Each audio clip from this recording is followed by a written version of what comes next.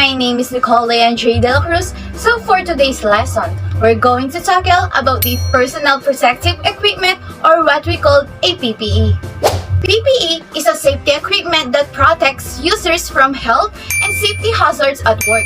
Items such as safety helmets, gloves, eye protections, and high visibility apparel are included. Safety footwear and harnesses are required. Respiratory protection equipment is also included. We must give instructions, training, and supervisions to encourage people work safely and responsibly. In all working areas, they have different that they use, like in the hospital, building house, that engineer and architect use, in kitchen, and so on. And here are the possible hazards that can happen to us without using a PPE.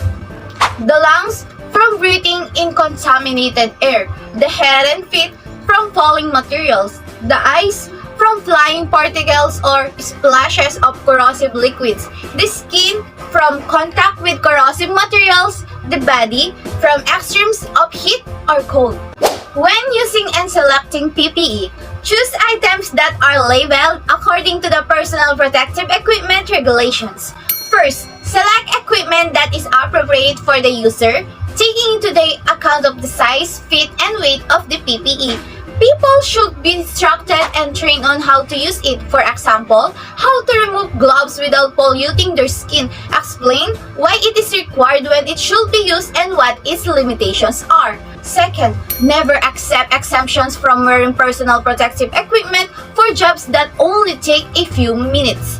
Third, ask your supplier what PPE is appropriate for the job and explain it to them. Through maintenance in PPE, we must know how to properly store it once it's used or not.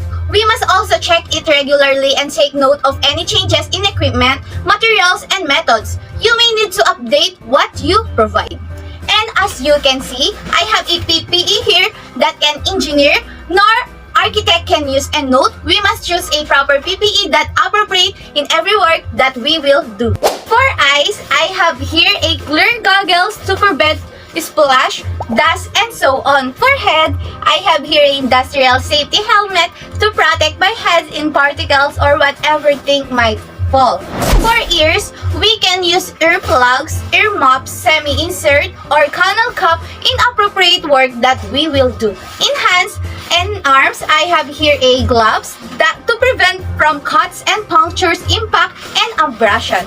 In feet and legs, we must wear safety shoes or boots to prevent things from falling, puncture, and slipping. In lungs, I have here a mask or face mask to prevent oxygen deficient atmosphere or inhaling a dust or viruses. And last, in whole body, I have here a boiler suit to protect through heat, chemical or metal spray from pressure leaks or spray guns, contaminated dust, and impact or penetration. And that is for today's lesson. I hope you've gained a knowledge through on how to use it properly and where it's going to use. See you soon. God bless.